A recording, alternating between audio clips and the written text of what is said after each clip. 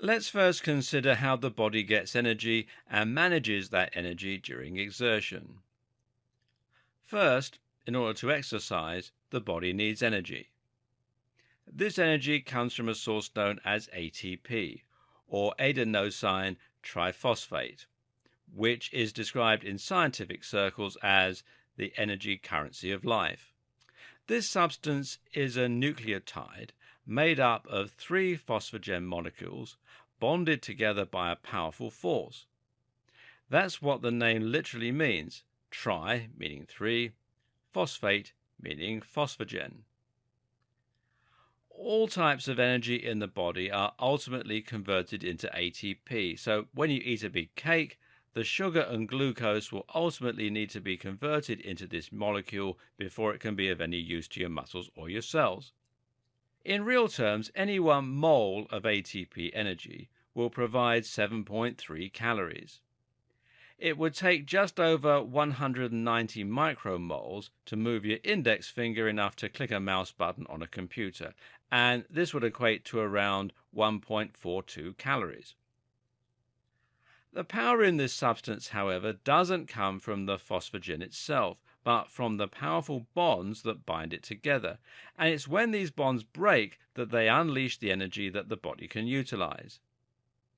An athlete needs to be able to supply their muscles with a lot of ATP then in order to perform the necessary movements for running or weightlifting. And there are three ways in which they can do this. The first way the body gets ATP is through the phosphogen system.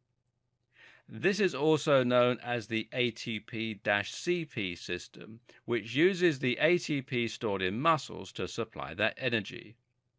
The body can store enough ATP at any one time to allow for around 3 seconds of full-powered exertion, a little more or a little less depending on your physical fitness and various other factors, at which point it will need to look elsewhere.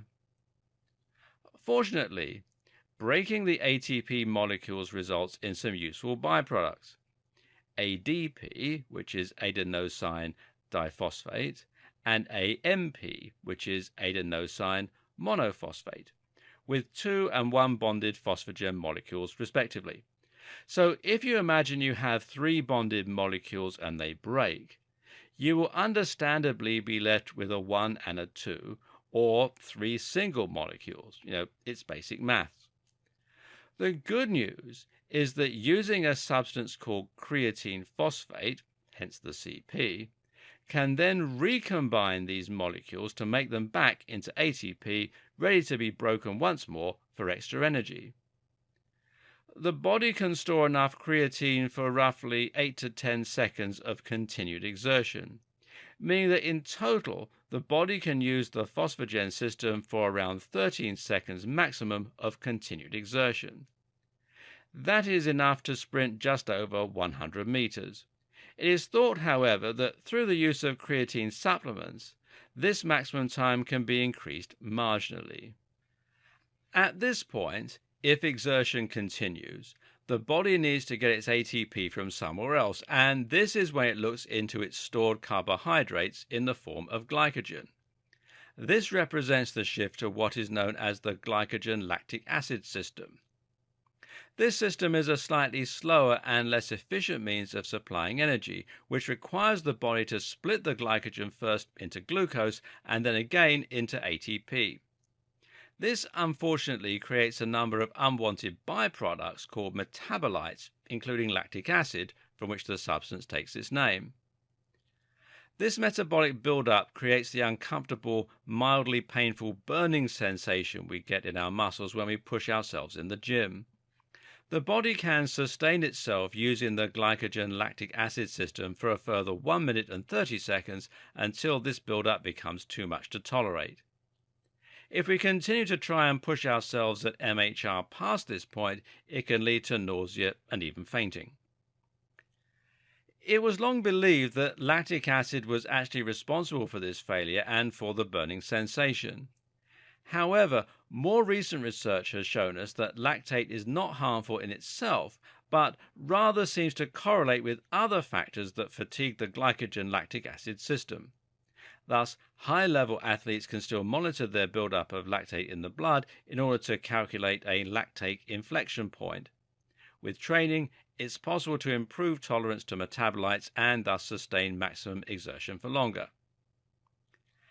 And guess what you can use to improve this aspect of your fitness? You guessed it, HIIT.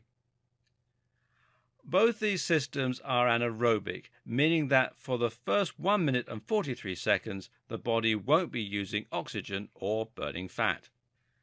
In order to lose weight, the training must continue past this point and force the body to find its energy elsewhere. This is where the aerobic system comes in, relying on the oxidization of foodstuffs in our mitochondria. In other words, the body looks to our supplies of glycogen, and so ATP, stored in our cells as fat, and then uses the oxygen in our blood to break them down and carry them to our muscles. This leads to fat being burned directly. It forces us to breathe more heavily in order to supply the necessary amount of oxygen, and it increases our heart rate further to transport the oxygen to the fat stores and then to bring the energy to our muscles and brain. The aerobic energy system can actually be used indefinitely and will continue until you completely exhaust all supplies of energy located around the body. During a typical prolonged endurance test, you will find you also break down protein for energy and even muscle. This is in contrast to high-intensity exercises that will use 100% carbohydrates for fuel purely because they provide the quickest and most accessible source of ATP. So, if you head outside and start jogging, you'll notice that at first you don't need to gasp for breath in order to maintain your speed, and your heart rate doesn't immediately go crazy. That's because you're using your ATP-CP system. If you continue with this exertion, though, you'll switch to your glycogen lactic acid system. This will use up energy stored as glycogen in the muscles.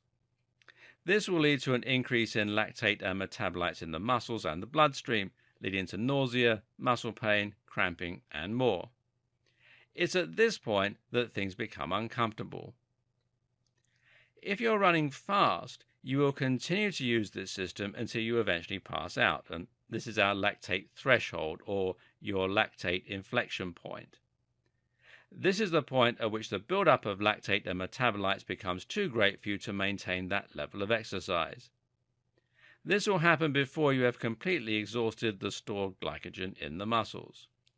But most of us will instead find we are forced to slow down before we reach our inflection point and switch to the aerobic system. We will drop to sub-maximal exertion triggered by the physical symptoms and will find a steady pace at around 70% of our maximum heart rate.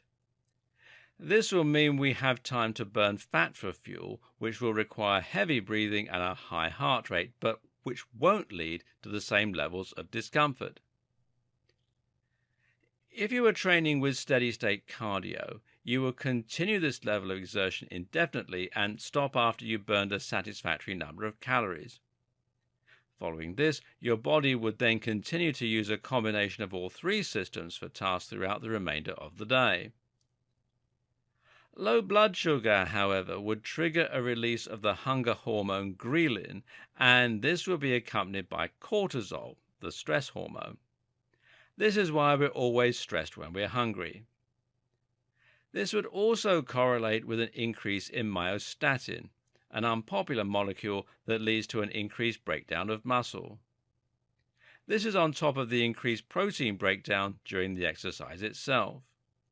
But if you utilize HIIT, you will use the aerobic system for a set period of time, giving your body enough time to clear the lactate buildup in your bloodstream, and then you would switch back to the maximum exertion to further deplete the glucose stores. This would mean you are taking a small break from burning fat and blood sugar, thus reducing the negative impact on your mood and muscle mass. Moreover, it would mean you could almost entirely empty your glycogen stores and thereby force your body to use blood sugar and fat stores for even the simplest movements for a long period afterwards while it creates more glycogen.